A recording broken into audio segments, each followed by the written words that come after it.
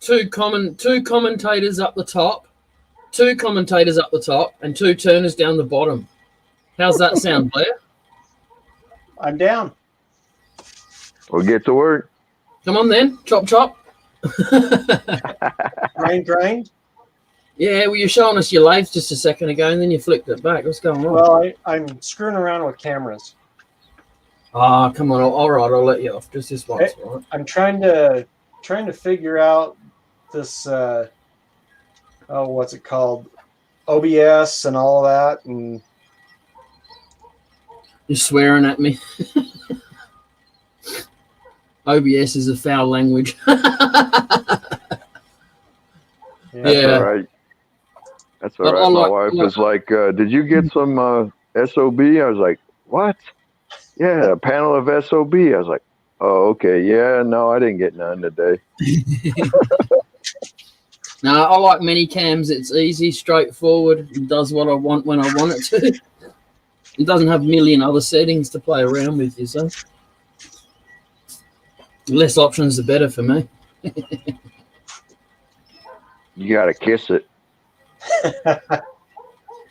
Yeah, but I got to keep up with everybody else, and I want to have my little touch screen, and I want to be fancy schmancy. You want to be like Jupp. Yeah. Keeping up with the Joneses, they call that in Australia. That's right. Keeping up with the Justins. I couldn't be stuffed. I need to go dump some shit. Oh, yeah. I couldn't be bothered with that shit, to be honest. Yeah. My cameras move fine through StreamYard. I'm not paying to some fancy bloody pad to sit there. It's another thing to stuff up in it, to be honest. It's called Keep It Simple, Stupid. Isn't that what he was saying? He said kiss before. Yeah, that's what I said. Simple, stupid, yeah. Yeah, you got to keep it. You got to kiss it for Jay and for me. Yeah. So, this is a job that Robbo is doing for Relative. No, yeah.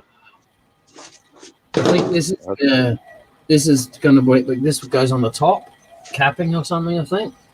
And then the other piece he can't show what he makes because it's on the other lathe and he can't move the cameras around. So. Right. He's been spending way too much time on my lives. And not getting the jobs done, so kill two birds with one stone, you see. Yeah, I hear that.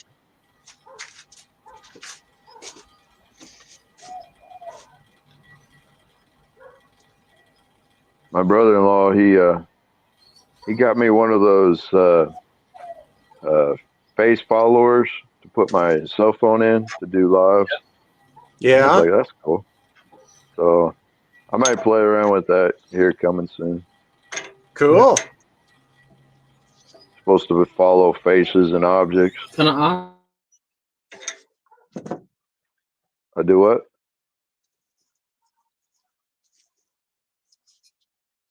What'd you say, Jay? Jay, we cannot hear you. You are frozen. He is a frozen Jay.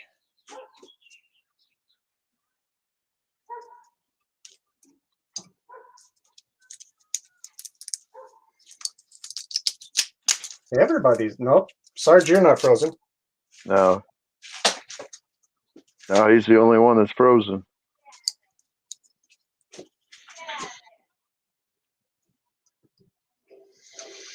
Okay, well, if he wants to play like that.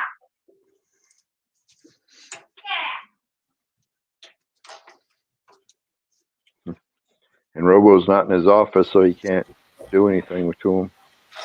Oh, no, there's two J's. Oh. Yeah. Oh.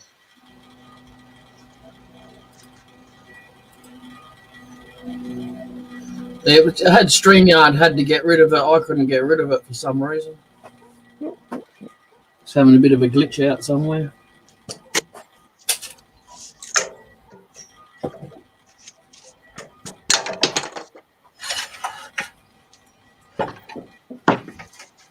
So what are you turning, Blair?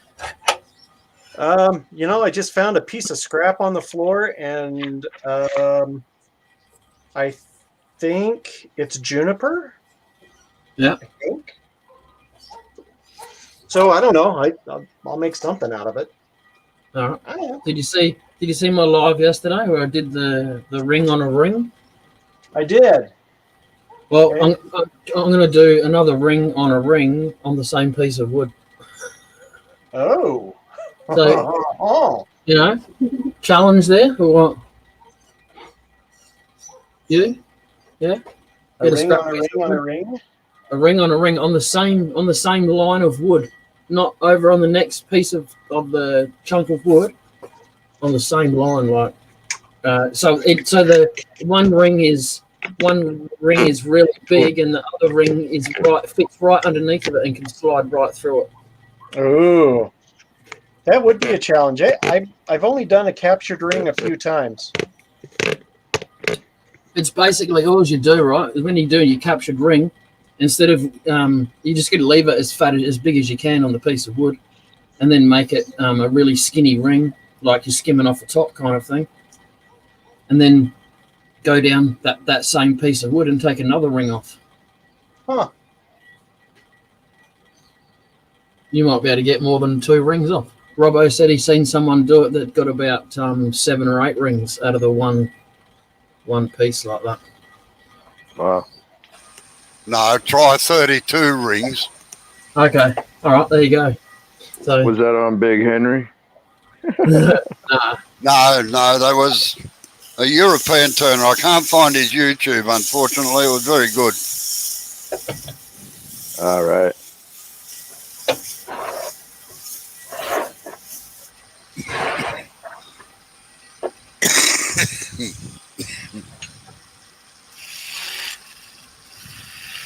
But I wish I could make it so that it was just the turners on the screen and us little, like. But I can't. That doesn't really do that. I'm looking. Do about everything else. Yeah. Looking at many games.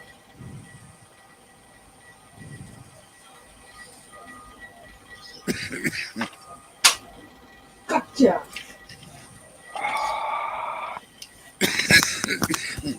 Look what he's using. Die, you bastard.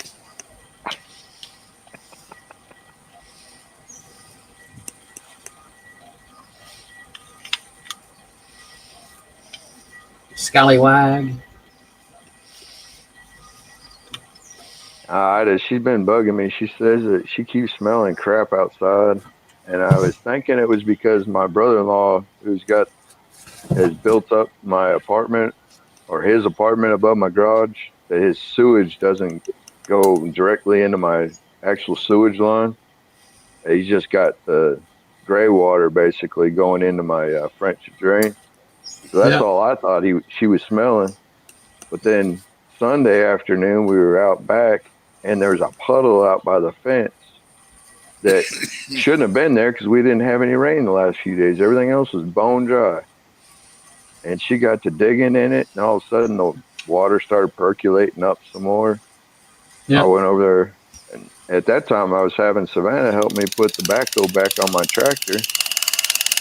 And so I went over there to look at it, and you could smell it. I was like, oh, crap. That's exactly what it was. My septic tank runneth over. So I ended up waiting until Monday morning, and I dug up that end. Luckily enough, I was able to skip the line even with my backhoe, but I also dug beside the puddle too. And once I found the line, then I found that it was leaking underneath the top.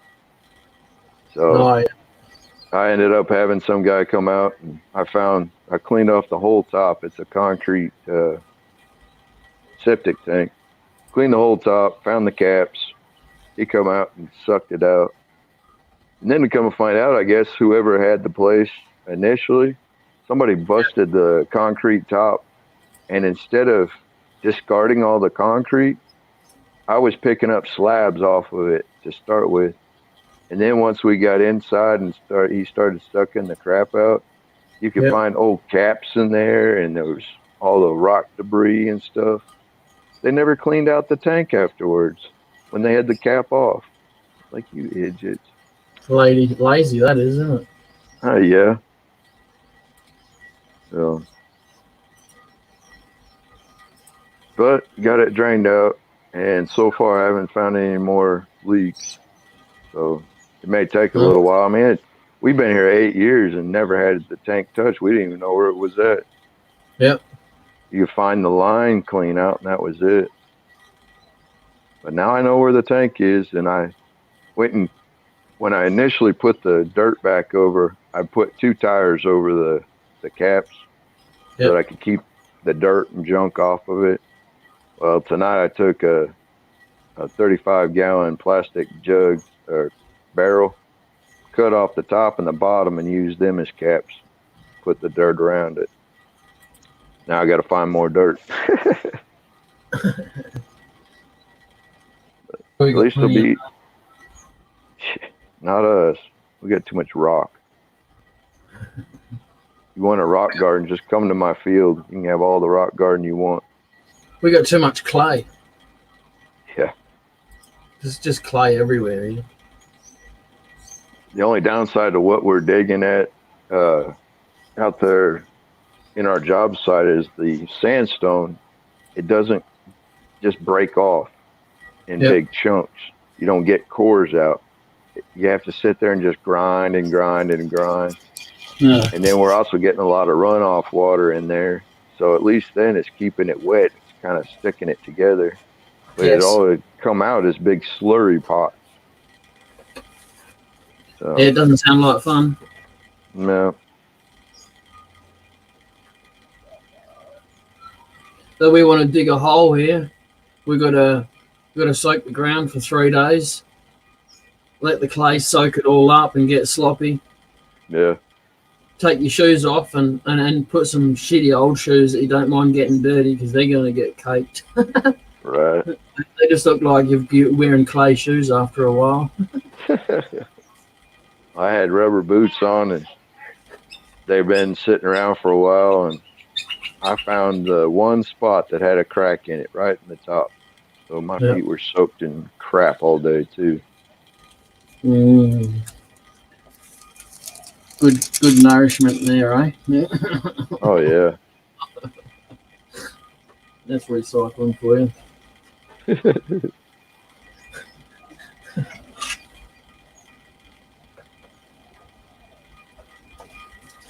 That's a pretty interesting piece of wood, Blair. I've never seen that type of wood before. How do you turn that?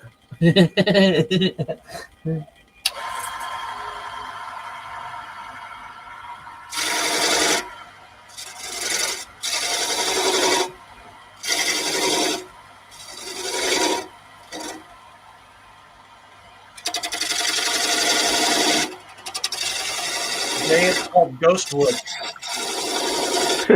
All right. I like it. So is that where they get those ghost peppers from? Yeah. No, it's just an invisible piece of wood, that's all. Can be whatever you want it to be. Does it bounce? Yes. Awesome. I'll be back in a minute. I've got to go and sharpen some tools. Yep. Okay.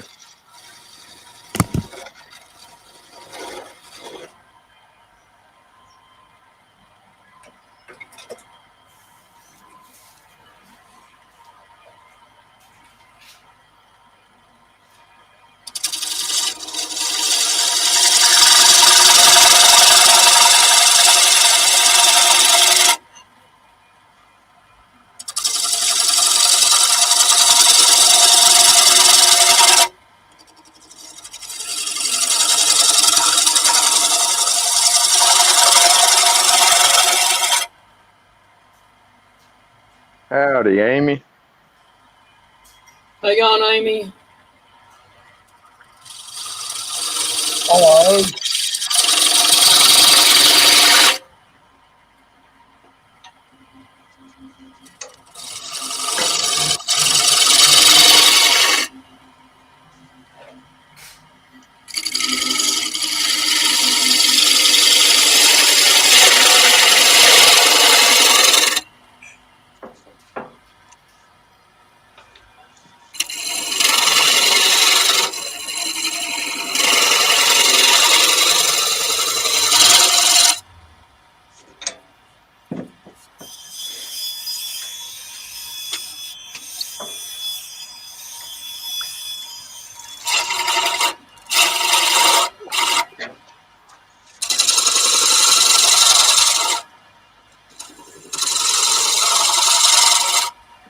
Hello, Chris. Hey, Hang on, Chris.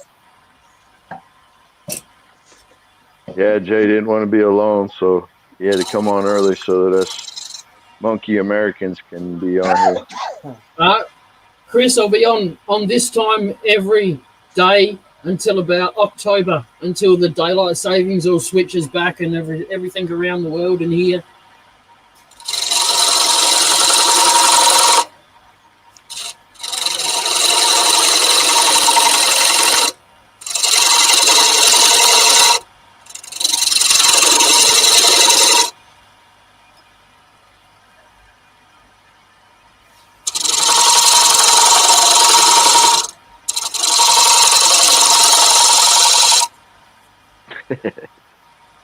Yeah, Robo's out sharpening tools, Chris.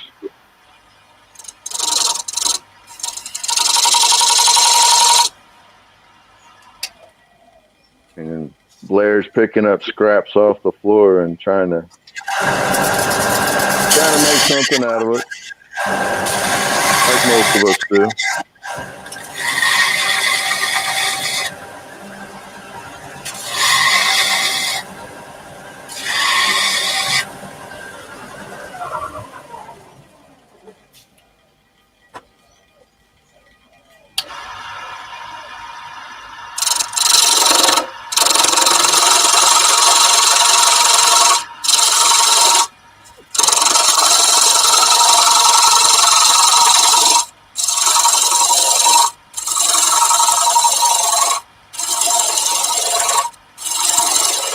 There, Chris says, hey.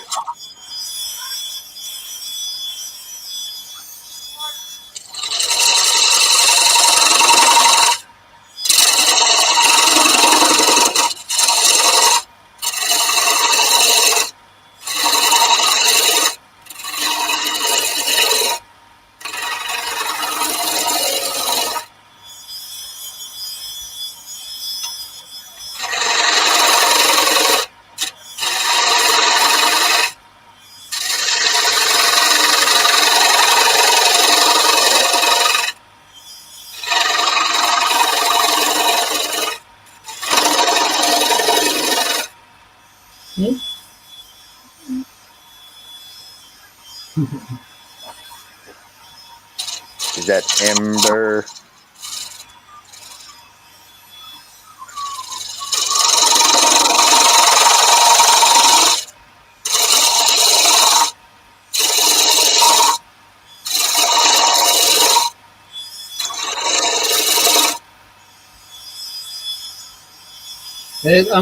Dr. Bob's got a heart monitor on at the moment for 30 days, so his motion will be going to show up on his heart monitor that he's been up really late at night every night. So I would assume that's why he's not coming in and like kind of going to bed at maybe a bit more of a responsible time. I don't know. It's just a thought. Yeah, that's probably it.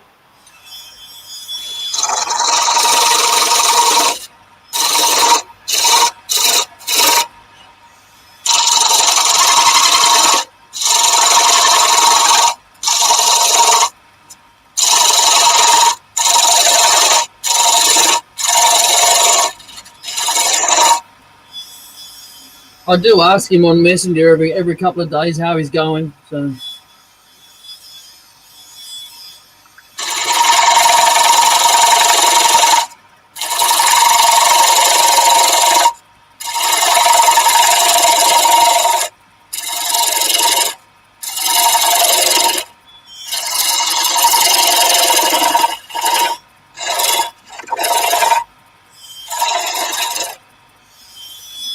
always feel like a bad friend because I don't keep up with everybody.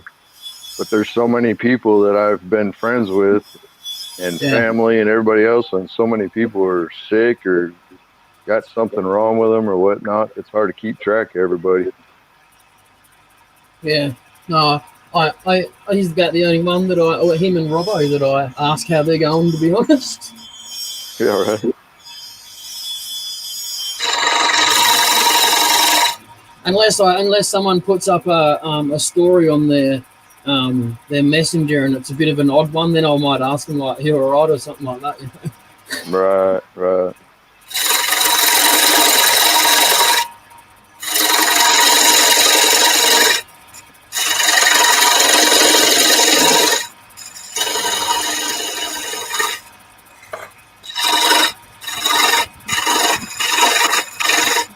G'day, Chris. How are you? G'day, Amy.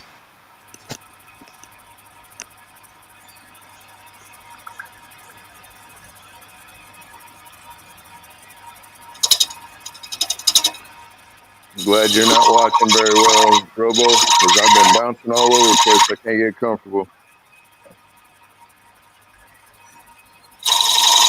Sorry, what was that, Sarge? I can't hear you over Jay. I said, I'm glad you're not watching me very closely tonight because I can't get comfortable. I've been bouncing around. Oh, right. So, carry on. So, do we start calling you Kanga? Kangaroo? Kanga. Yeah, Kanga. Kangaroo, get. I can't even say it. It's either that or Tigger. Or Tigger. Skippy. Yeah, that's a kangaroo TV show in Australia. Go look it up. It's like he goes.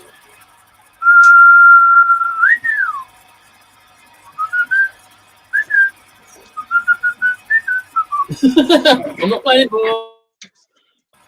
Get in trouble by YouTube. Yeah. And that's funny because, I mean, you can't whistle, you can't sing, you can't have music playing in your shop. I mean, unless it's YouTube music. It's crazy. Yeah.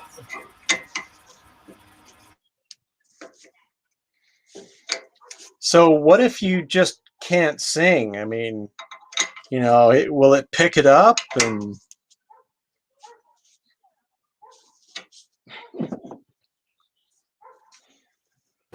I was going to say that. Are you trying to tell me I can't sing? Oh no, sing all you want. Go ahead.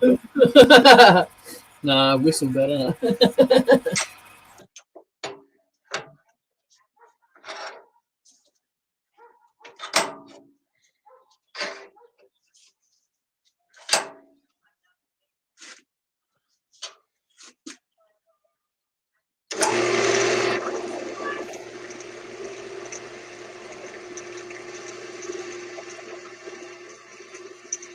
So anybody want to take bets to see if this thing flies off?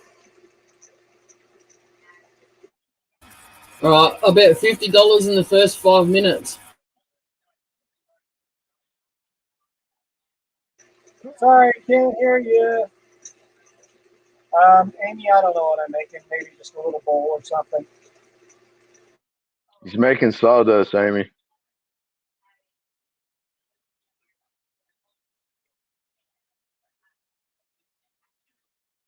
Then we get to see after he quits making sawdust how well it turns out and what it is,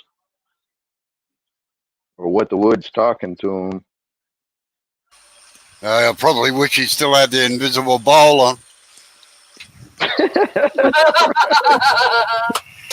Right. Robbo's here.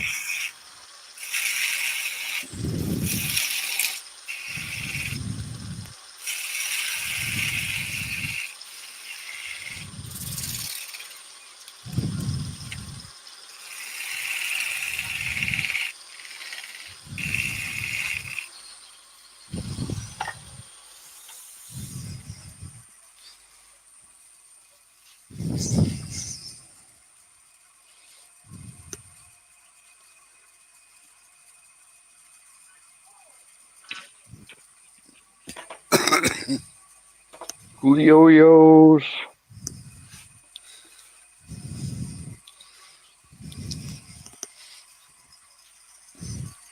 Hello, my pencil thief's back again.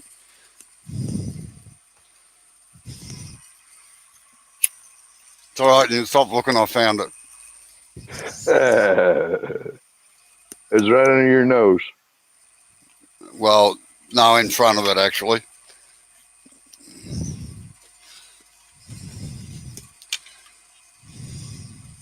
It's in the last place you put it. Exactly.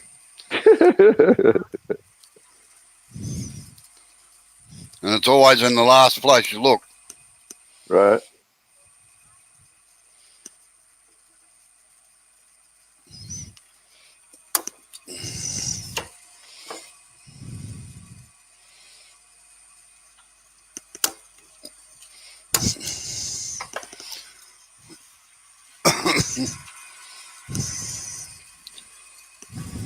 Hey, Robbo, there's a question from Amy in the chat.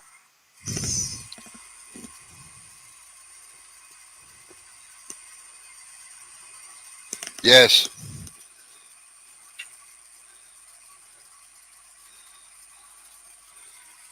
Yes, Amy, wait on, I'll show you in a minute.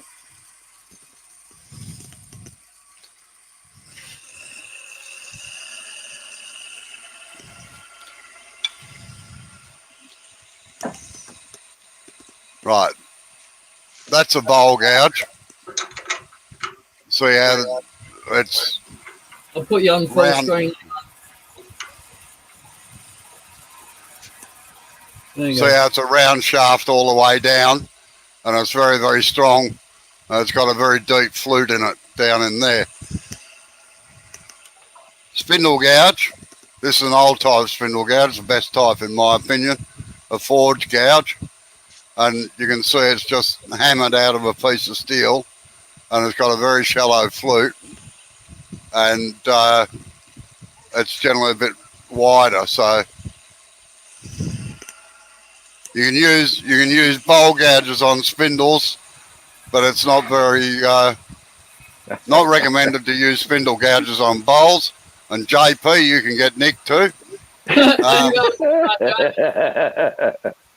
Round here we use real tools. Yeah. Funny.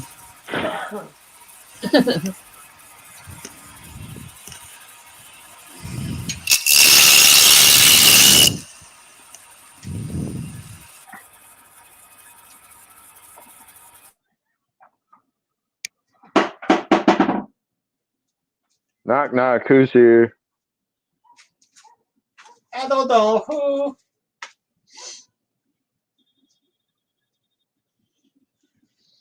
I don't know. I heard the door knocking. Nobody's home. It's me going through some wood because I really don't know what the stuff that I was turning. It just stinks so bad that I stopped turning it. You need a four-star respirator. We can't smell it. We can't smell it. That's right. Sorry, Robo.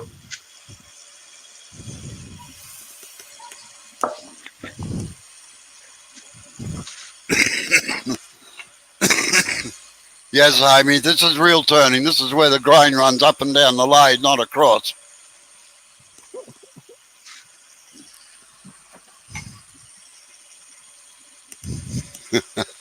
Jesus.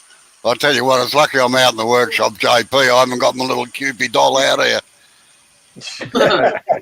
How you going? Howdy, JP. Hey, JP. Good day, JP. Hey, Jamie. How you doing? You good?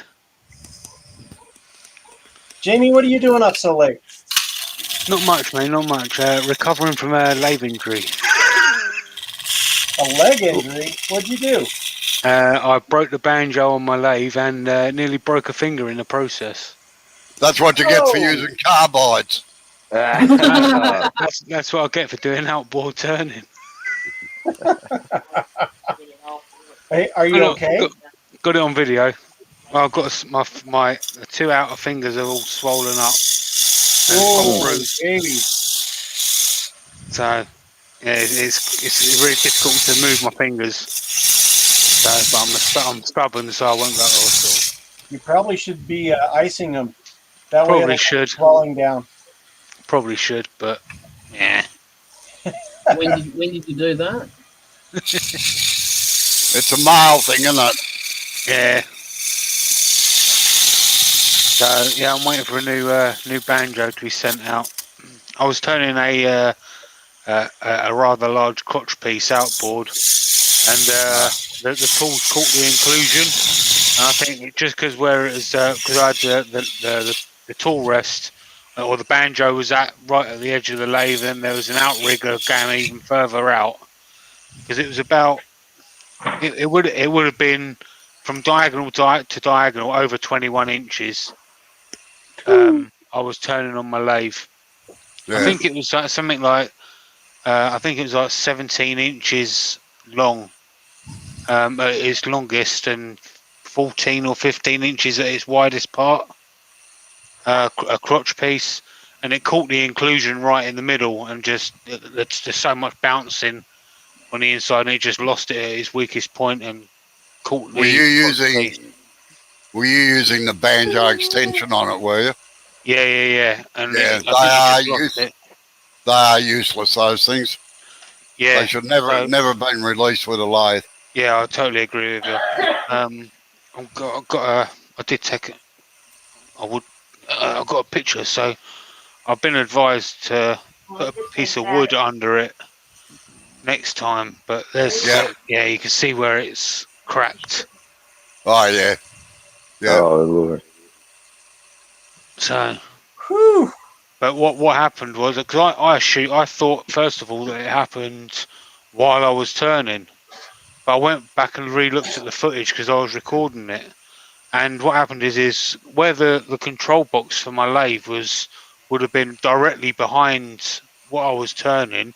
Yeah. I actually went to lean around the wood to turn the piece of wood off, and I didn't put my hand round enough, and I put my hand directly into the piece of blooming wood. And as the piece flew round, it caught my bottom 2 outside fingers. That's why I'm a great advocate of remote switches for lathes. Yeah, so my one has got one, and it's got an optional one. And it's funny because before I started that piece, I kept saying to everybody that I was going to hang out with, I really should get one of them.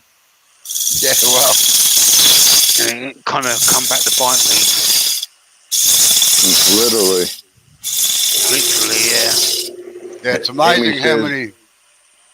It's amazing how many people, even with the optional thing, I still put it on the headstock, so they've got to get past the rotating wood to get at it. You know, it annoys the crap out of me. So yeah. Anyway, so here's a question for you, Robbo. That's something that's been bugging a few turners that got asked. I can't remember where it got asked. It got asked on a feed. Have you ever heard of a left-handed lathe? Funny you should say that. I have never seen one. I've seen photos of one. In fact, when Dale Nish came out to Australia in about 1974, 75, the lathe that he was actually using was a home-built lathe, but it was a left-handed lathe. And it really makes to me, it makes no difference whether headstock's on the left or the right. As long as it still rotates the timber, you don't have to worry about it. But I've always reckoned that the lathes were made for left-handed people, particularly doing bowls and things, because you can stand right up near the tailstock, right away from all the work, and don't get covered in crap. Yeah. So, yeah. So yes, I have seen a left-handed lathe. Yeah. I'd never seen it before. Amy and Bailey has said, buddy, take them together. Yeah, that's probably not a bad idea, to be honest. But yeah, it's that is extremely bruised and extremely swollen at the moment. So especially if you're not on the lid, you got to go ice it while you're just sitting yeah, around. well, it's lucky. It's kind of lucky, really, because I'd been going out there and recording. So I've got I want to say I've got 8 weeks worth of videos recorded anyway. So I haven't got to go on there for a little while anyway. So it's a shame because I wanted to get. I was so close to finishing it as well. So, oh well, it's one of them things, isn't it?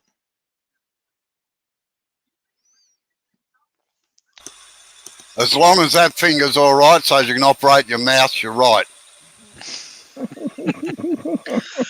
As long as I can type out and harass you in the chat and just write carbide all the time.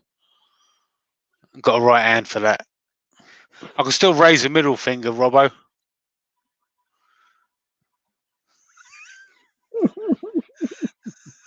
With the 3 fingers.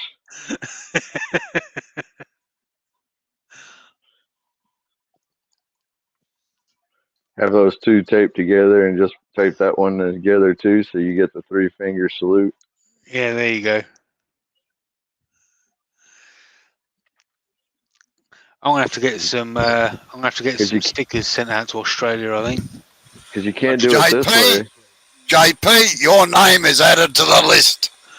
Oh, God. There you go. Some more pain for you.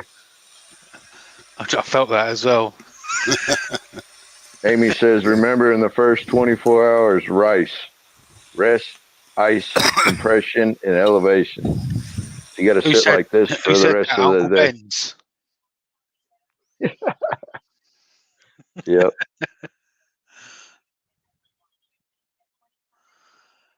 I don't believe in rest.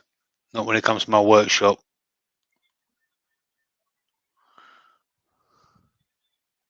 Yeah, that's the problem with us guys. Once we get into doing something like that, it's hard for us to stop or rest. Yeah, I didn't. I mean, I had a broken banjo, and I still wanted to carry on turning. And I had everyone on the hangout shouting at me and telling me to stop.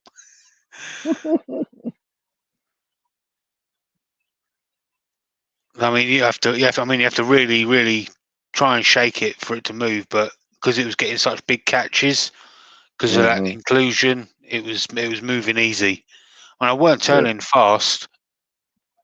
So, but it's going to be a nice piece when it's done as well. It's a big crotch, and it's going to be a serving platter. I'm debating on whether to coat it with resin, because it's not going to be cut. It's not going to be cut on it or anything. It's just going to be a serving dish. So I'm debating on that yet. Mommy Amy's telling you what you need to get going and go get some ice on it. Do it now while you're sitting there. I don't think we've got any ice or anything. We've got stuff in the freezer, but only peas. Yeah, go get a bag of peas. That works perfectly. Oh, and if you can't handle the cold, put it in a towel. Let's see what we've got. Put a frozen steak on there. I'm not wasting that. I don't know what we've got in this one. You gotta see what the contents of the freezer. There we go. Here's some peas. That'll work. Sitting on a hangout with peas on my finger. There you go. There you go, Mama Amy.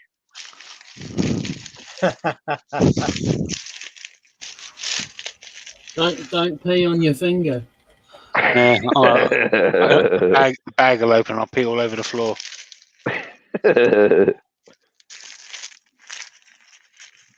Okay, do you want to hear a really bad joke? As always. Do you know how to catch a polar bear? Go on. So what you do is you go and you cut a hole in the ice, and Once the hole is done, then you take a can of peas or a bag of peas, whatever, and you spread them around the ice hole. And when the bear comes to take a pee, you kick him in the ice hole.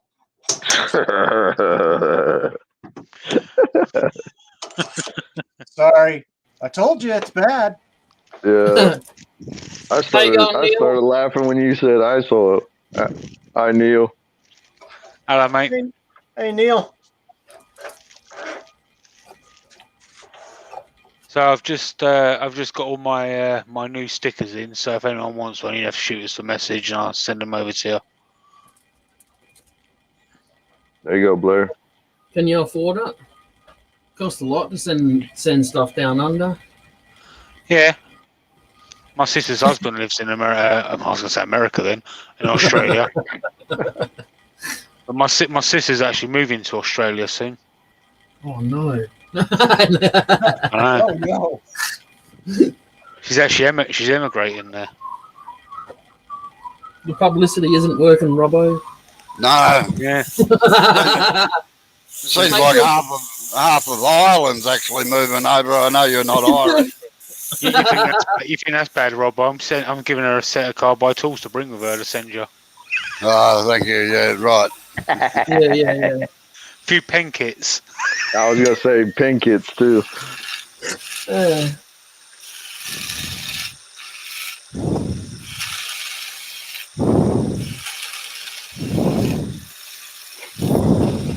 Amy says, laughing her butt off, I'm sorry, I can't help it. Too many years in healthcare and sports industry. And Chris says, that's not good, Blair. I know that was someone not that's good. doing that. That used to do that in the healthcare and sports industry. Used to do like muscles and all that kind of stuff.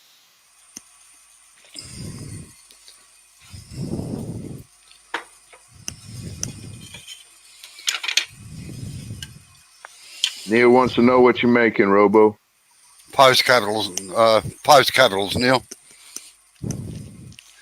Love job for my son.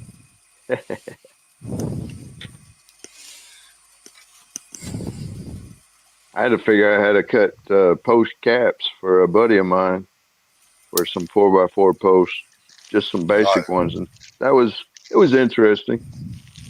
I got her though. I suppose over the last, I haven't turned these for nearly 20 years now, but I suppose before that I'd turned thousands of the bloody things. We used to supply quite a few hardware stores with them. Oh yeah. What would you say is the most challenging project you've ever done to date, Robbo?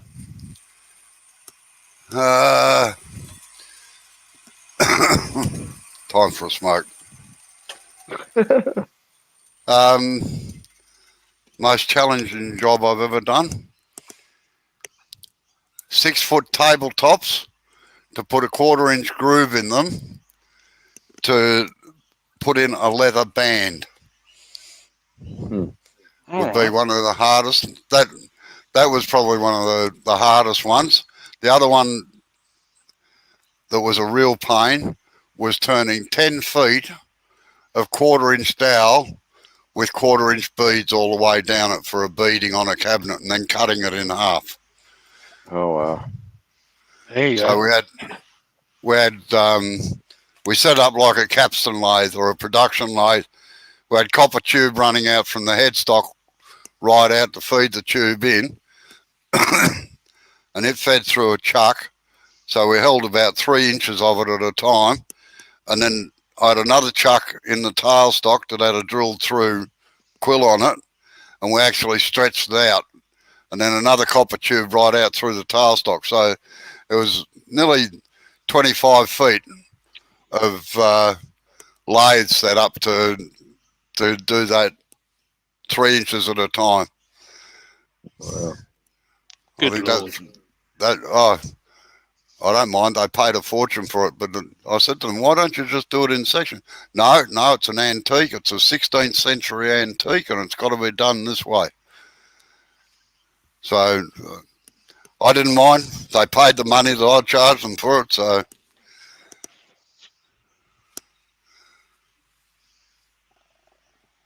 Right, said Fred. That so yeah, so in what 2 weeks I've had 2 injuries. I had You're going well. oh yeah.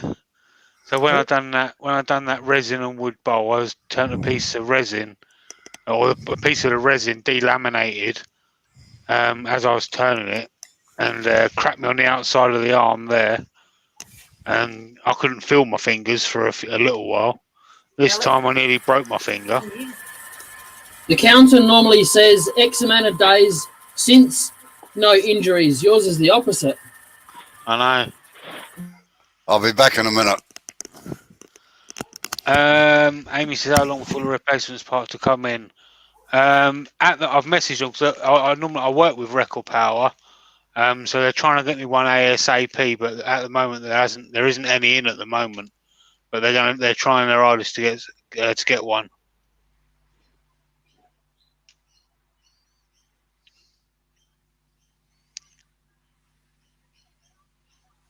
So we'll see. All this has done is brought out the bruising. The swelling ain't going down.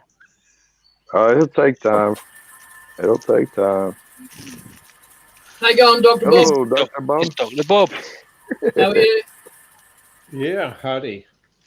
It's been a rough day in the hospital again, but I'm out. You didn't hurt yourself on the lathe as well, did you? No. That's why I've got a bag time. of peas on my hand. Amy's giving me my orders. Ah,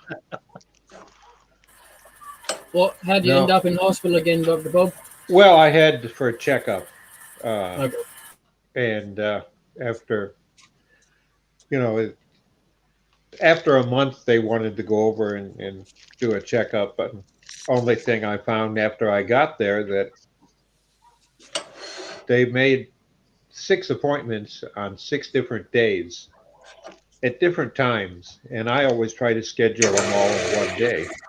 So now I got to juggle appointments on the phone tomorrow and see if I can't get them aligning, because it's not earth-shaking as far as my GP is concerned, because she can see them all, but they're specialists. So they like Hey, to tell you JP. what it is. Yeah. JP, can you put up a picture of your banjo again so Neil can see it, please? Yes, mate. Yeah.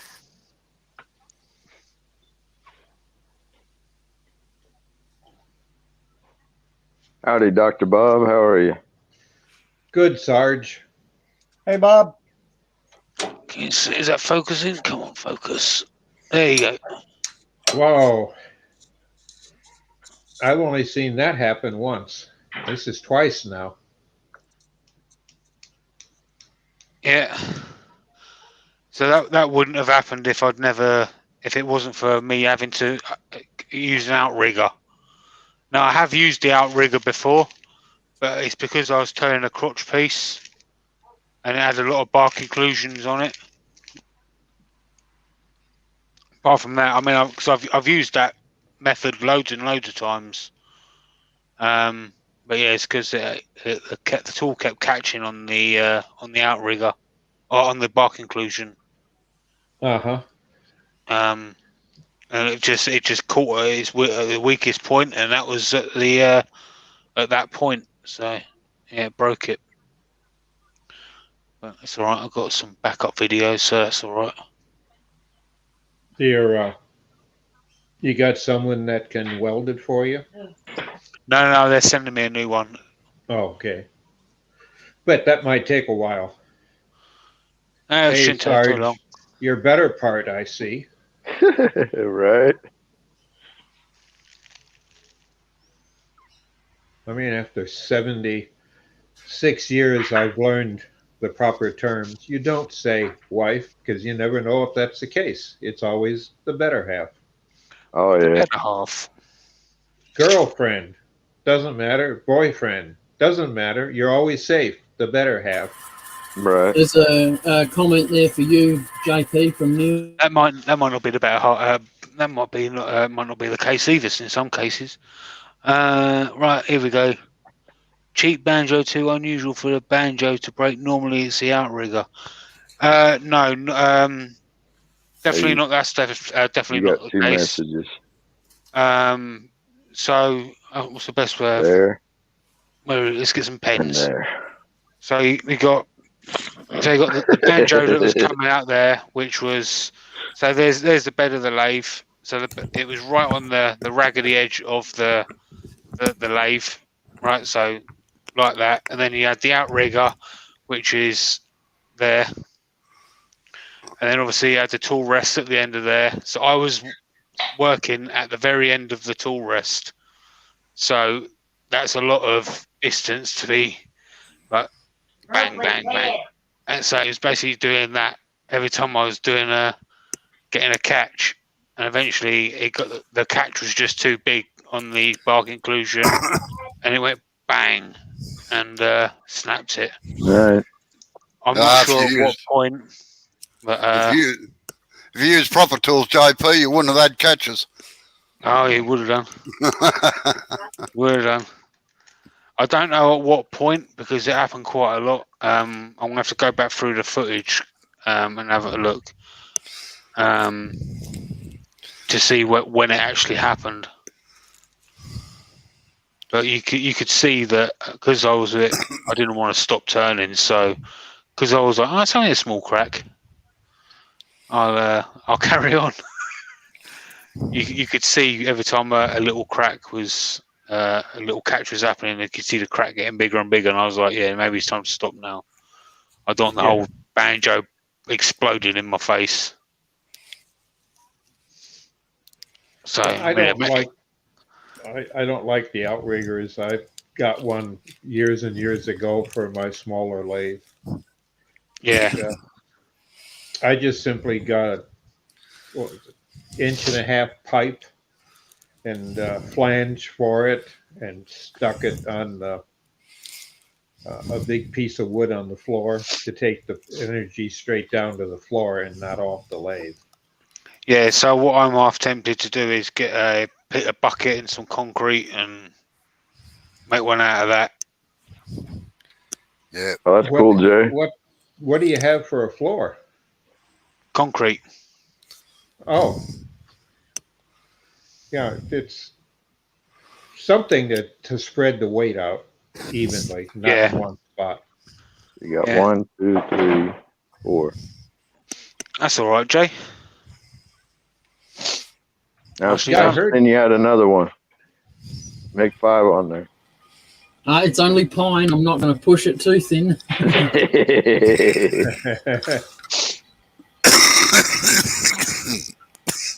That's the first. I don't think I've seen anything like that, Jay. Oh, Robbo has. Someone's done 32 rings. Yeah, remember that? Neil will probably remember. Oh, well, maybe not. But about 6 or 7 years ago, I've put up a video where he turned about 32 rings on a piece of timber. Captive rings. Oh, yeah. So I've got to beat them. But they were all alike, weren't they? No, there was a Greek bloke, or Italian or something like that, and he just started off with a piece of 4x4, and it was just nothing but captive rings all the way down. Was it Uval? No, it wasn't Uval. Long before Uval even came on the scene. Oh yeah, I remember. He had all these rings bouncing around. Trying to think.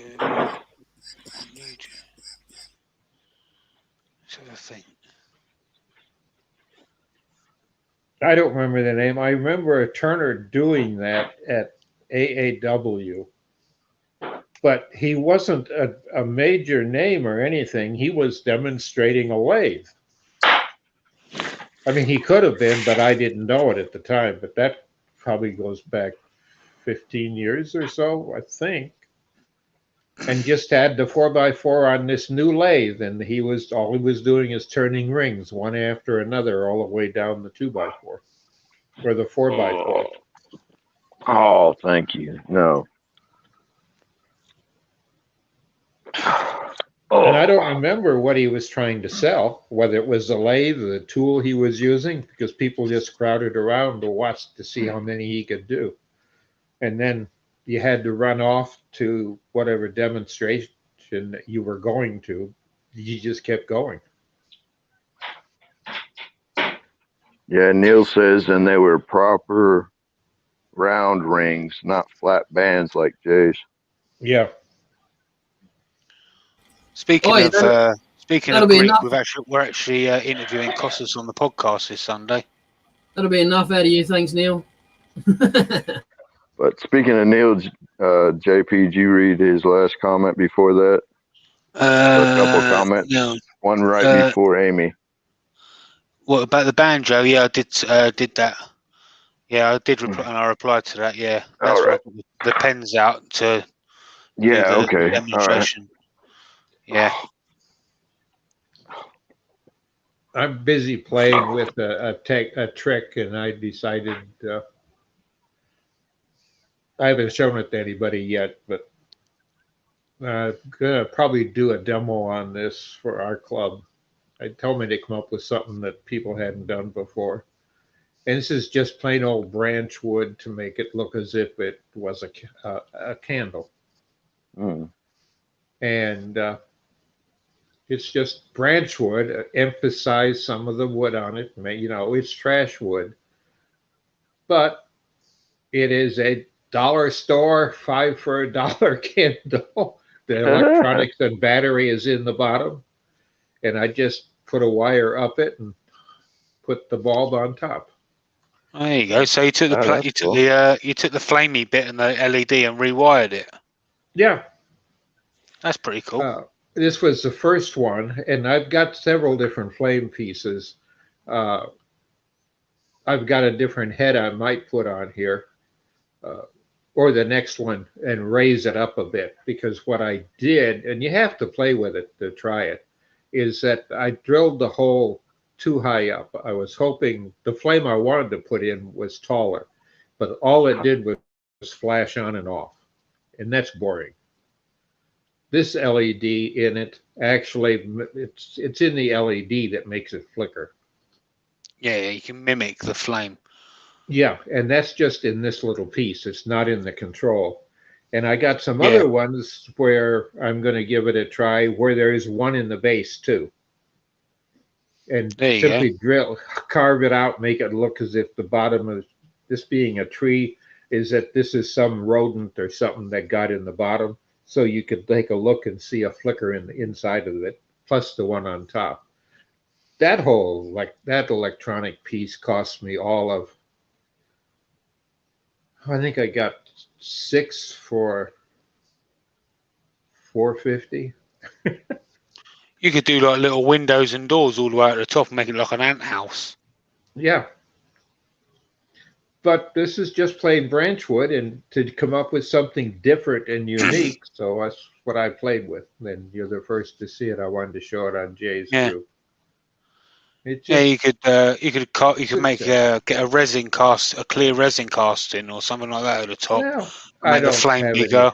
Yeah, I don't have a resin. I just wanted to use a normal wood because everybody's. No, I meant for the flamey bit at the top. Oh. So you could carve it as the resin. You can get all sorts of light bulbs, LED bulbs. You can get them that flicker, and you can get them that look like they're spitting, and they all run on the small battery cell in the bottom. And when you buy them, they even give you 2 cells for each one of them to begin with. Yeah. And I bought a spare pack, and I think I got 20 batteries for $4. That's good. But that's what I think I'm going to turn up. And I've got different sizes I've been playing with. And at the same time, I got an airbrush from my friend of mine.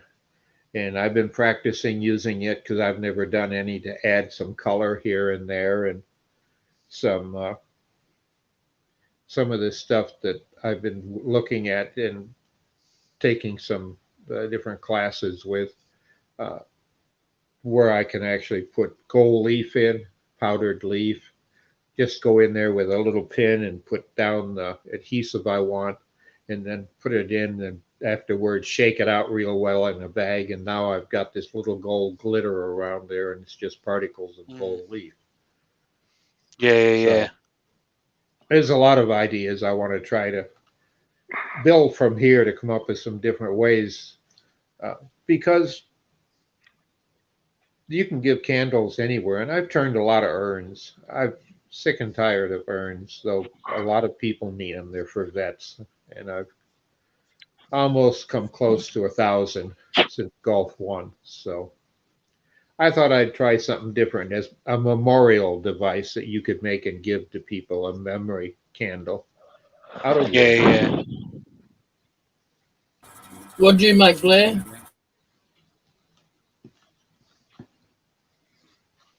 Nice, A mate. pot for pot? Nice. Hey, you're on You mute, Muted, Blair. Blair. You muted. Muted, buddy. You muted.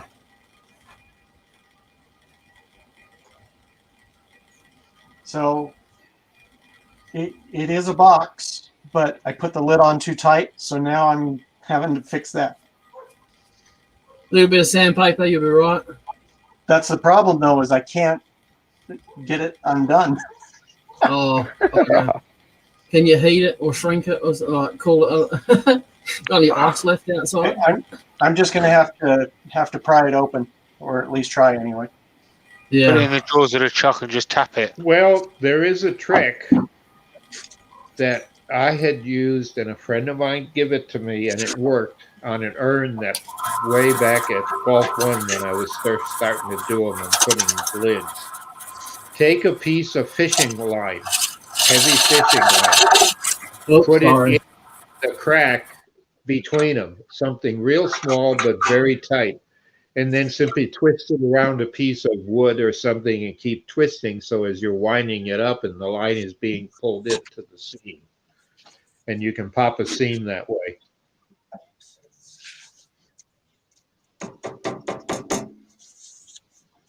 Even small wire will work, but then that's some of the small thin wires aren't that strong. There you go, Blair. Neil said put it in the freezer. Ooh, yeah, because it will shrink. Yeah, shrink the fibers. I think we'll do that. Neil, there's a reason why we keep you around. Now, Sarge would have been easier. He'd just shoot it off. Burn it. Burn it! Marines, I mean, it's that or your knife. A I was good gonna sharp say- knife will open anything. Yeah. Any one. Yeah.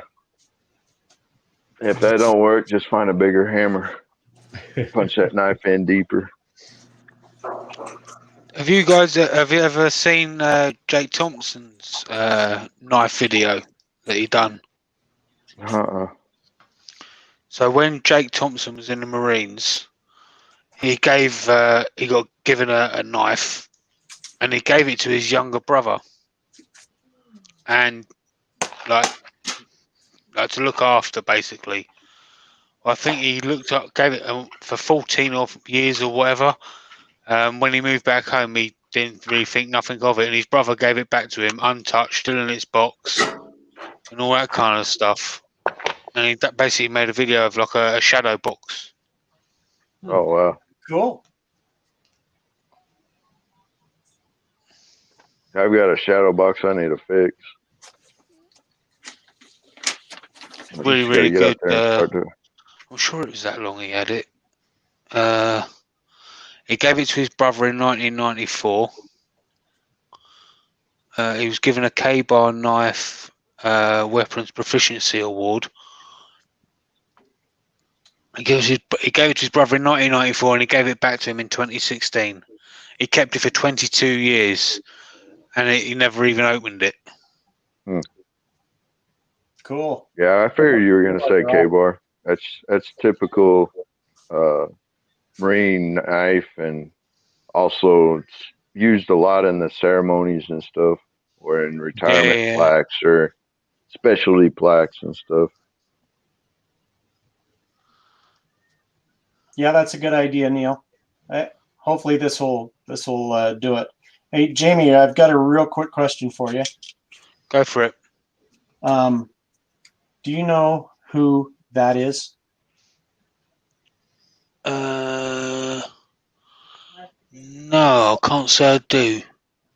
The name rings a bell, not the sticker or the picture though. I don't know. It's from the UK, and I'm not sure who it is. It's Gav. Gav. Gav. Oh, Gav. Gav. Yeah. Yeah. I recognise it now. Yeah, he comes into my premieres all the time. Okay. Thank you. I know now.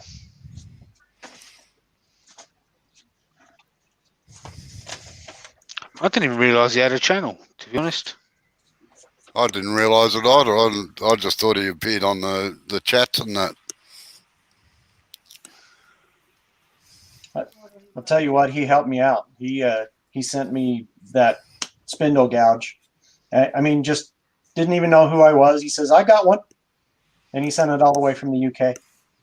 Good people. Tell you what. And he didn't ask a dime for shipping or anything like that. He said, just pay it forward. And I think I have.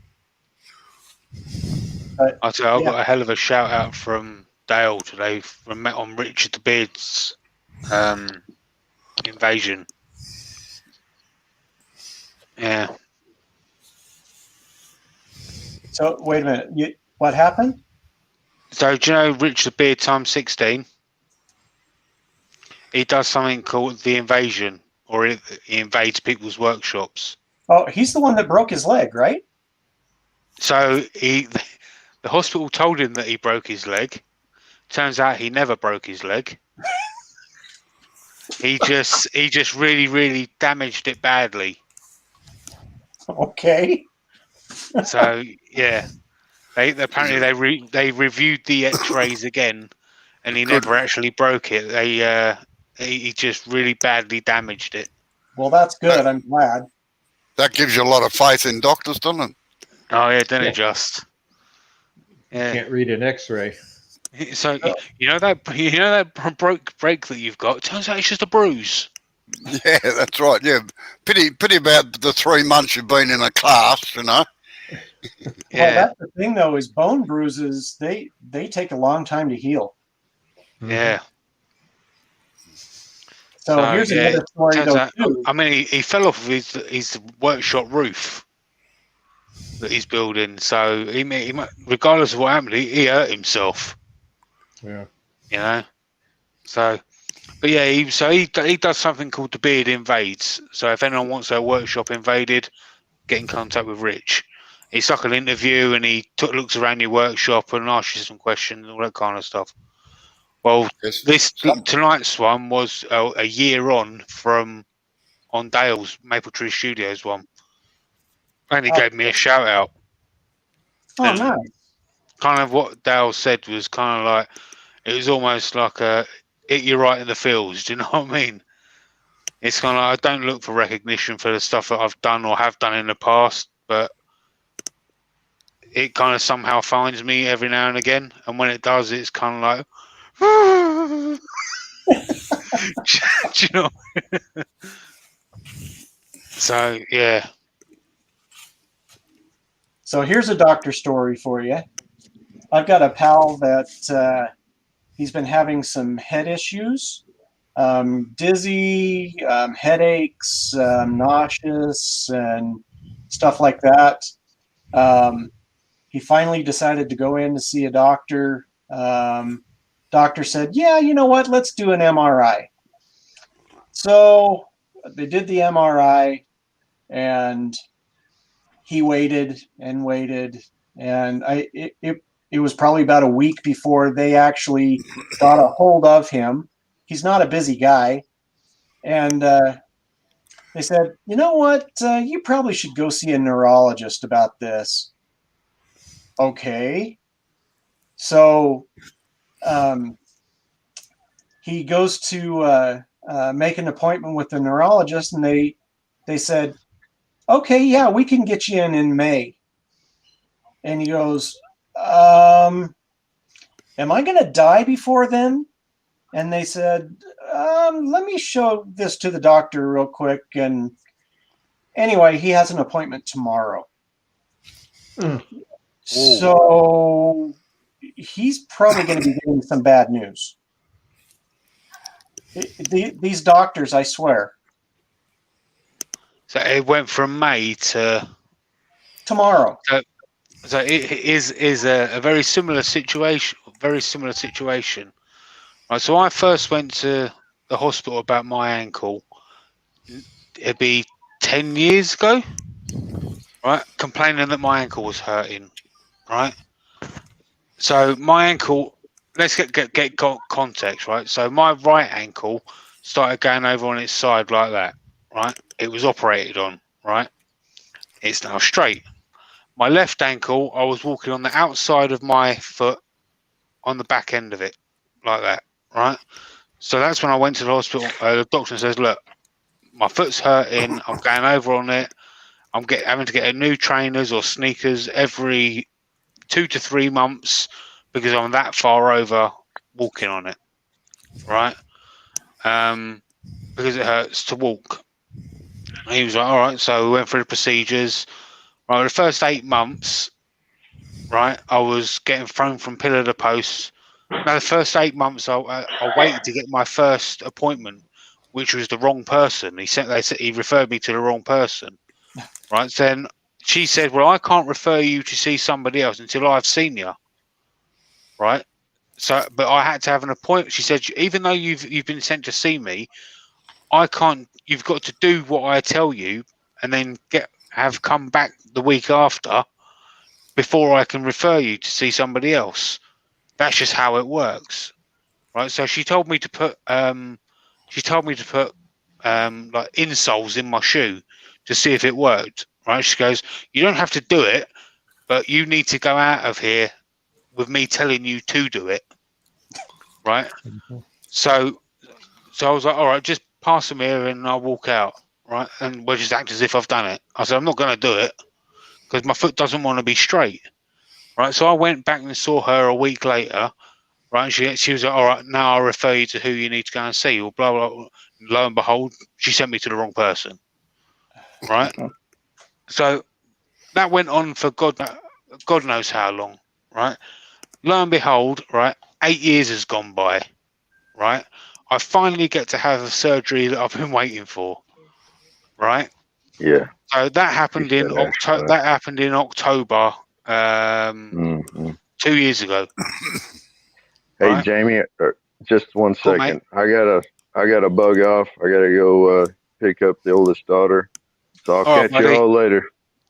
All right, buddy. Take it easy, mate. Sarge. All right, take it easy. See you later, Sarge. See ya. Yeah, so that happened 8 years ago. That happened 2 years. 2 years ago, I actually had surgery on my ankle.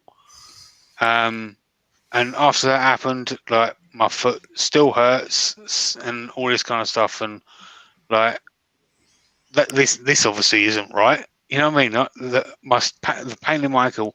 Not only that, but my foot is over completely now, like all the way on the side, not just the back end. Right. So I'll go back to the doctors, and I'm complaining that my foot's still hurting, like more than what it was before. And so eventually I'll wait again to get re-referred, and 2 years goes down the line, right? So coming up to 10 years. So I'll get to the X-ray, and I'll go for an X-ray, and I walk in there, and I said to the nurse, "Do you mind if I have a look at that X-ray?" And she's like, "No, by all means, it's your foot." So I look at the X-ray, and straight away, I'm like, with my untrained eye, I can see something isn't right. Right. So I was like, all right. So I'll get up and go home.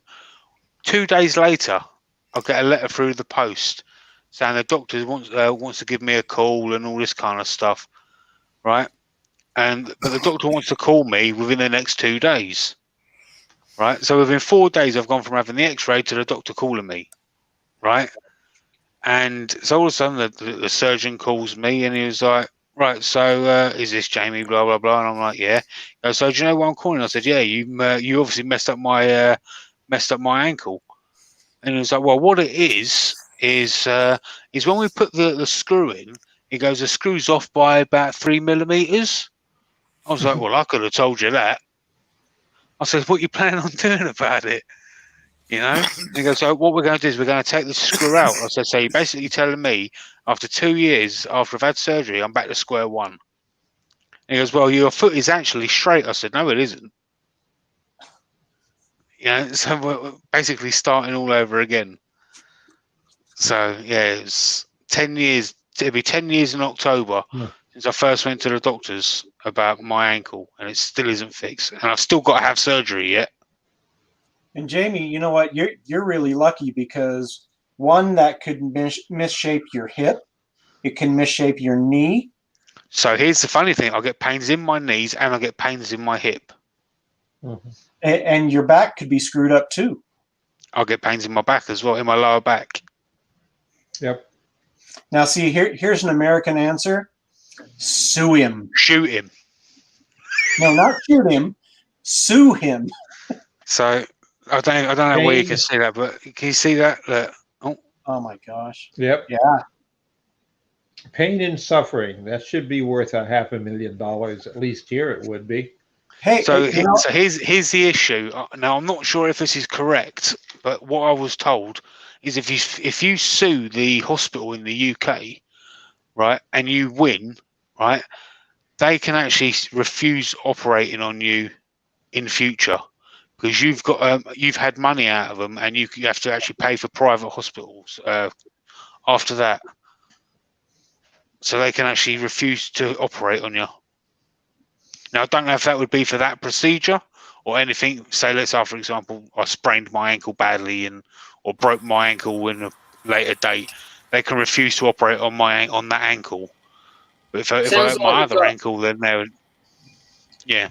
Well, sounds here like you wouldn't have a problem. Spoiled schoolboys running the health system by the sounds of that. Here in the States, we have what is better known as ambulance chasers. They're attorneys that will sue for a percentage, and it doesn't come out of what they get for you because the hospital has to pay their or doctor percentage directly. That's why hospitals cost so much, their insurance. But I mean, well, and doctors they advertise on TV here. Yeah. So I was like, should that be the case, I'm going to give him this chance. If he doesn't fix it this time, I'm going to look into sorting something out because I ain't dealing with this. So yeah, I don't blame you. Yeah. Sorry that happens, man. Jeez, being in pain that long, that's just not right. And here's another funny thing is I'm very stubborn when it comes to pains. I refuse to take painkillers. I was addicted to cocodamol years ago. So it put me off the idea of painkillers. I don't like painkillers because of that. So I refuse to take them. So I would rather live with that pain. So yeah. Yeah. I can sympathize, but not over that. But yeah, you can learn to live with that for a while after being a POW in and the pain I found in the shrinks that I kept visiting, they just passed out drugs. Yeah. And I didn't like it because I sometimes had no idea what day of the week it was. I had to carry a calendar around and mark them off. I was so gone with the pills. I don't need to be on drugs to not know what day of the week it is. I tell you what, look at the computer. Well, that's age. I mean, you and I have that problem. Yeah, I was aging. This is all like This is more like I had a real bad toothache one day, and one cocodamol weren't enough, so I decided to take two, and two weren't enough, so I decided to take three, and three didn't enough, and then that became four. And then one day I had my tooth extracted, and I carried on taking them. And one day I said, like, "What the hell are you doing to yourself? You're taking them for no reason now."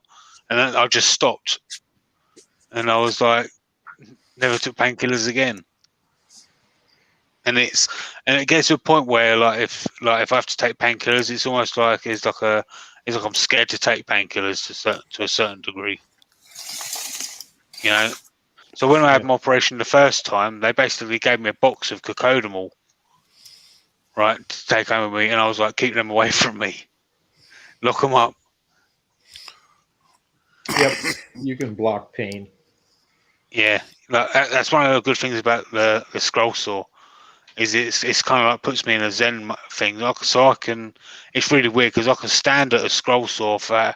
So when I was doing I want to say I was doing the Bamba project for Chris Fisher. So I'd done that over the space of 3 days. I'd done it for 6 hours the first day, 6 hours the second day, and 5 hours a day after that. The fourth day, I couldn't even stand. Literally couldn't stand. I was sitting down all day or laying down all day. I literally scrolled till I couldn't stand. You can't scroll on sitting down on a bar stool. Hurts my back. Oh. That hurts my back. Yeah, I used to do a lot of scrolling. That was something I found forced me to take concentration off of flashbacks. Right after I said I didn't like what I was being given by the government either. So, and a lot of times they wouldn't. They decided to go to pot instead because it worked better. Because you weren't numb. The pain pills made you feel numb. And then it got to the point where in our focus group that I was part of, all POWs, the fact that the guy burned himself on a stove and didn't realize what he was touching was hot. The stuff they had him on, he didn't feel it. It didn't affect the nerves. There's one of the ones I've done. Oh, gorgeous! So I've done quite a few. There's video on this one. Mm-hmm. There's a hole you can't really see it. Oh, one's that's hanging up at Kempton Park Racecourse. That's a zombie from Walking Dead. Oh, that's me in the morning. That's Robbo. Yeah, it's me too. Before I get the coffee in me. Nick Zametti. No, Bobby Duke. I actually flew to America to give them to him. If it ever zooms in. Yeah. That got it. And there's the Bamba one. Oh yeah, for Blindwood Turner. Yeah. Oh, that's cool. That really is. That takes so much patience.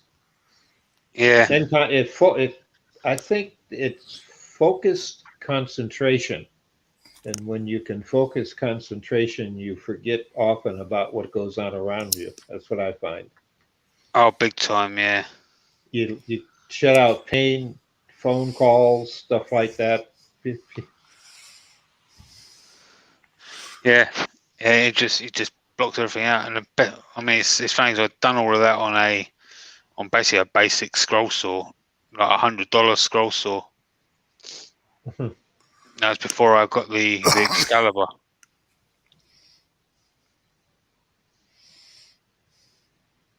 I just got an old DeWalt one, but they've been around a long time. There's a lot of problems with them. There's a couple of videos that were made a long time ago because they've never changed the saw at all. How to tear it apart, there was two how kinds. to fix it and put it together again. Yeah, there was two kinds of DeWalt 788s. There was the Chinese version and there was the American version. There was a It's lot the of problems American. with one of them. Yeah, The there was a American. lot of problems with one of them. Yeah. Yeah. Well, they both have. They had similar problems. That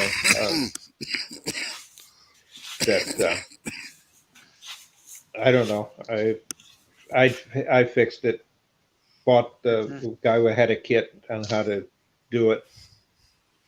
Yeah.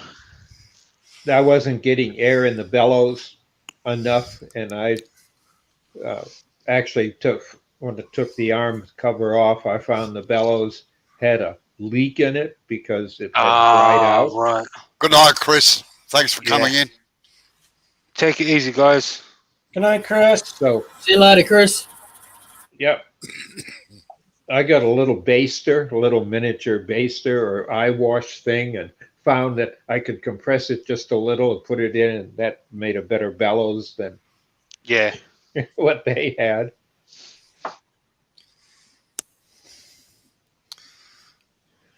And now I've cheated. I actually have it hooked to the air compressor in my shop, but I have it through my airbrush regulator. So I can take it down with it, and it's just a continuous stream of air. Yeah. It's just right there on my bench. Within about within 5-6 foot of my lathe, where I sit and do airbrushing on it, because my workbench had to disappear. It's there, but I can't use it that often. It's full of other people's junk. Yeah, Neil, if you're still on there, Neil, if you are, can you send me a message through, please, with the variable speed unit you used on your little Woodfast, please? And Chris Parks' phone number, if you've got it.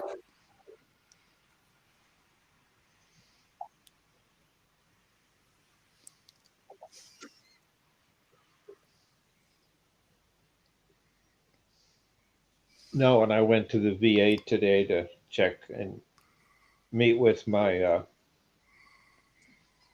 GP. Thanks, Neil. I'm always bringing turnings and stuff that I have made. I found See you later, Neil. that is See you so later easy to get service quickly. Mm-hmm. They're not, something nice to put on their desk. They can't take it home officially.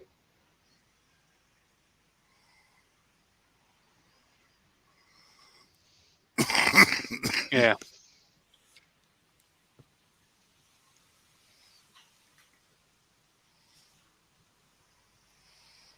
So is Blair making a plate this time? No, he's trimming off the lid of his box.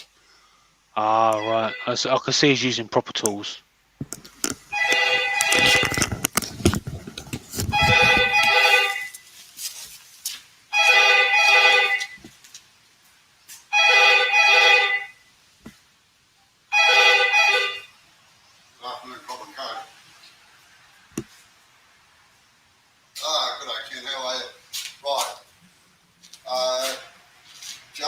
James is around at the house, so Julie doesn't have to come up. So whenever you get there, fine, just thump on the door, and it's the light in the walk-in wardrobe. And when you finish with him, can you call in her too, because I've got another job for you.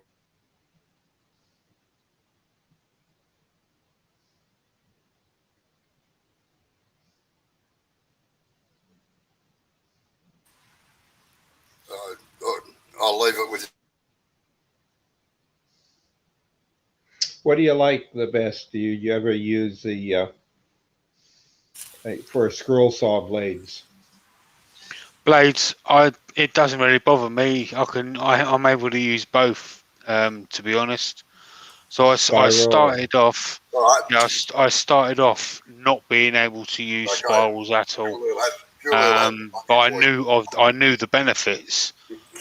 So that Tiger project was my first time using spiral blades. I used that Tiger project to force myself to like them. And after that, I would probably say that I use spirals most of the time now. But I can easily go back to straight if I need to. They definitely both have their benefits. I can see why some people would say spirals are the devil. If you don't use them, I would recommend a starter scroller not use them, and get into them slowly, because they can be intimidating. Yeah, I know. Before COVID, about a year before that backed up, I was teaching wood turning at an organization that is national here, called a tech shop. Basically, it had any machine you could think of in it, and you paid a membership to use it, and there was classes. You just couldn't walk in and say, I want to use the water jet. You had to take a class on how to set it up and pass a test, and then you could use it whenever you wanted to book it. And membership got you anything time. It was, you were a member, and it was 24/7. You just book it. Yeah. And one of my friends, we had 2 scroll saws there in the shop. And, they weren't being used very much, and I got some vets in there on wheelchairs, and we took the legs off of the one scroll saw and put it, and we built a bench that he could actually roll under. And then because he couldn't move around the saw, we put the saw on a turntable. Keep talking. I can still hear you.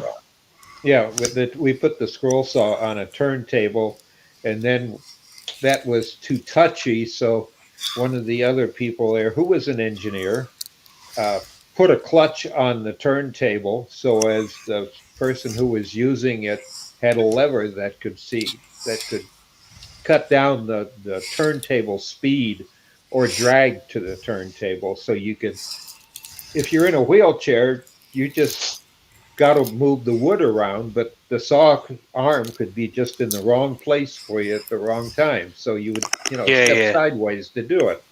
So we got around that. But we found that the circular blades, they were the easiest to teach someone with in order to get instant gratification. Yeah. So this is there's 2 of the 3 latest pieces that I've done. So there's that one. Oh, gorgeous. So that's a gift for Nick Zametti. Oh, that's cool. So there's that one. And this next one, I actually done 3 of these at the same time. So the eye is still in the workshop. The eyes are still in the workshop.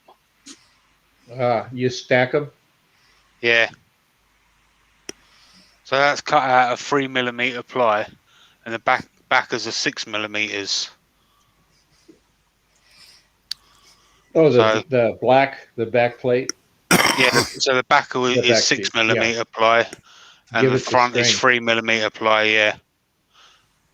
So I mean, you can see why the difference between me and the wood. That's pretty big. Yeah, and how do you get that? What's the throat on the saw? 21 inches. You really have to fight to get that, don't you? Yeah, I don't do small pieces. I was doing the biggest piece I did on 16-inch was a 22 inch, 22 inches wide. Because if you think about it, with a spiral blade, if you do it on a 16-inch saw, the biggest you can do is a 32-inch. Yeah. Because that's a throat size, so you got 16 inches either side, so 16 inches. Right. Because the blade will, just with like spiral, a lathe. go right. Exactly, yeah. So the other one is a sea turtle that I've done as well. I've got a wolf that I'm working on at the moment. But that's all gifts for people.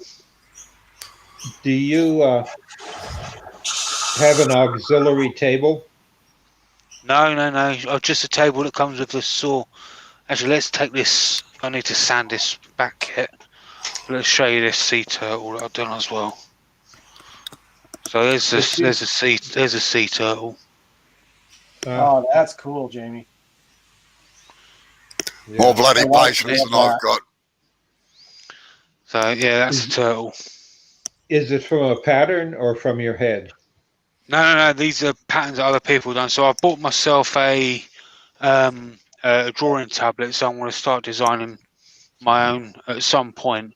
But I need to practice that before I start releasing any of them. So yeah, I mean, there's plenty of free patterns out there. So Do you put someone that does gone. You do an Easter egg in them? A No, hidden I haven't. signature or hidden logo? Nah, I haven't done that. So no, what I do is I put my branding iron on the back. Okay. So or I just sign them on the back. So I mean, if people want to hang them up on their wall, the last thing they want is my autograph on the front of them. Oh, not an autograph, but some of the people I've known that do artwork like that, even painting, they will sit and have. Yeah, I know like some people their put like wife's something in the eye initial, or something like that. Yeah, in their wife's initial, but it's on a twist and it's part of something else. And once you get it pointed out, you always know it's there. Otherwise, you can't find it. It's like an Easter egg. You're hunting for it, and it's in there.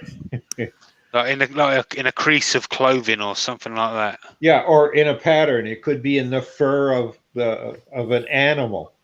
Yeah, so it's like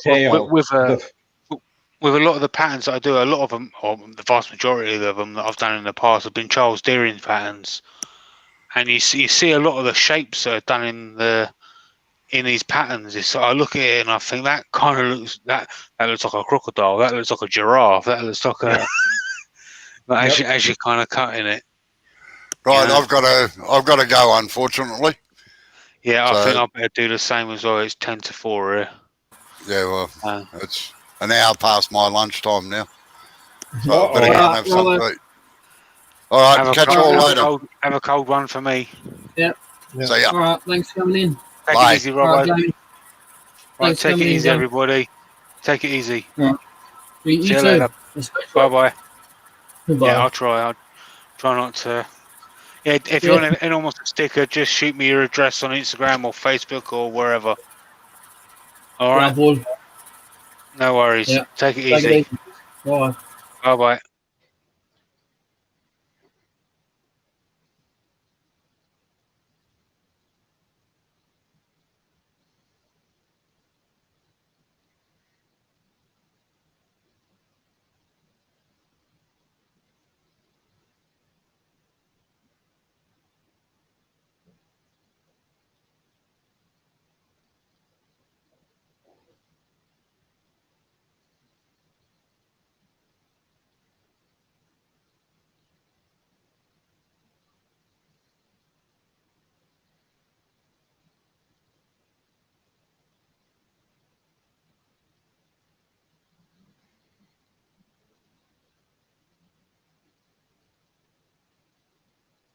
So, Jay, how many rings have you got now floating on that?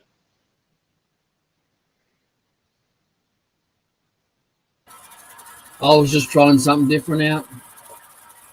I've only done one ring, but I've been trying doing the ends, using the ring tool on the ends, just carving out. Oh, okay. Not really anything in particular. It was Robbo's show today and Blair's show today, so I'm happy with that. I'm fine with that. What did Robbo do? He's got some end caps that he needed to do for his son. Oh. And the other piece that he has to do for that, he can't do on the lives. So, and he's been spending too much time in my lives and not getting his work done. So, so that's why he did that.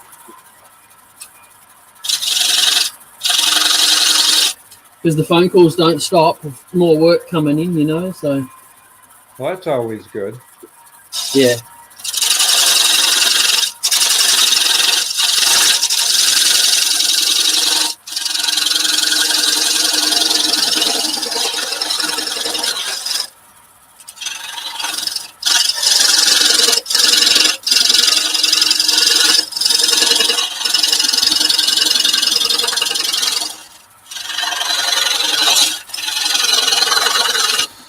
So this will be the new time that I start my lives, 2 hours earlier than the normal ones. Normal. Radio. Oh, okay. I'll have to put that on my calendar.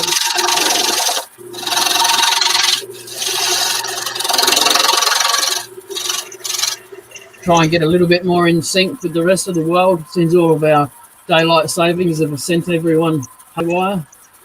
Yep.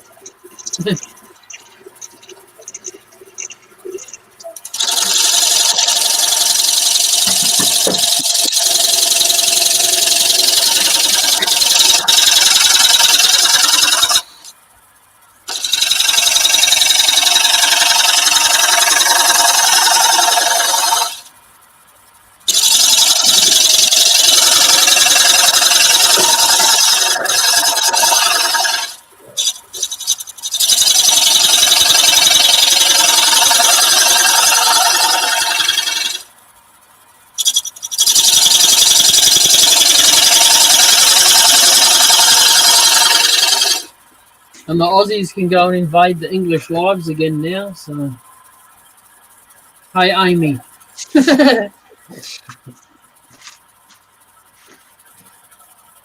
They sure make it easier for me.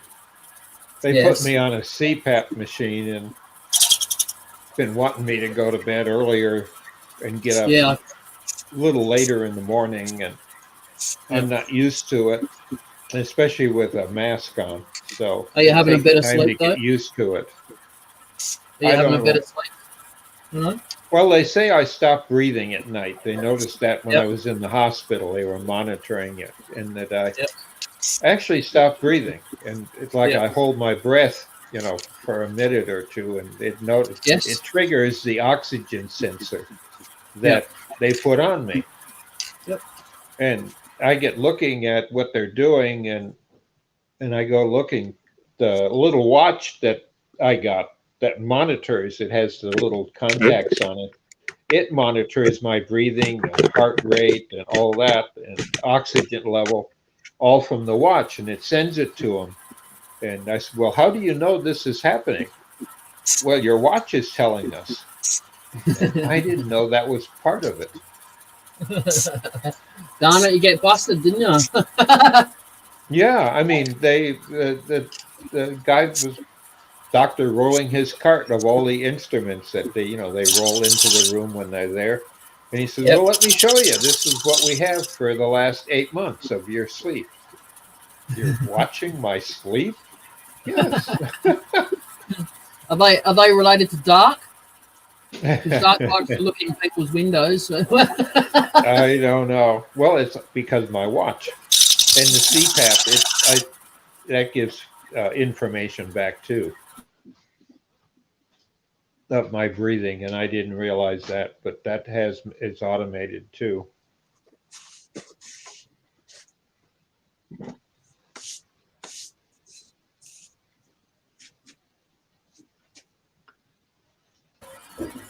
So I'm trying something a little bit different.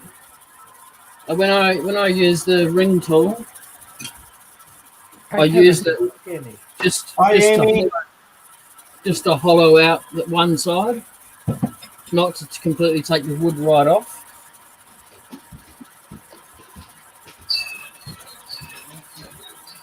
Yeah, she left ages ago, Blair. I didn't see it either. I missed it too.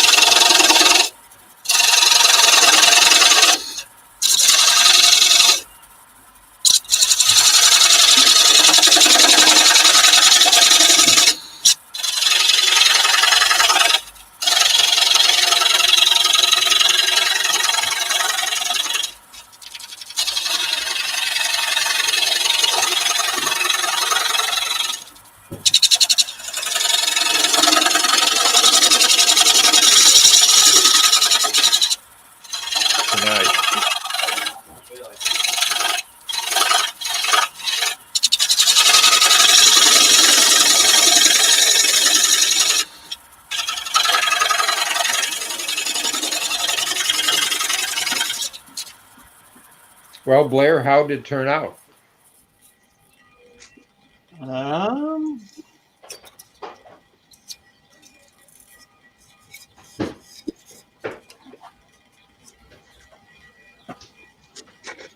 Not too shabby. No. So the freezer fixed the tightness? No. I had to pop it open with a screwdriver, so it kind of messed up around the lip just a little bit, but not bad. Yep. You don't have a wood chisel? I do. Well, you got a skew would do it too. Well, I tried the skew first, and it just wasn't doing it. So. Yeah, it's nice. What wood did you say it was again? That's apple. Yeah, it's nice.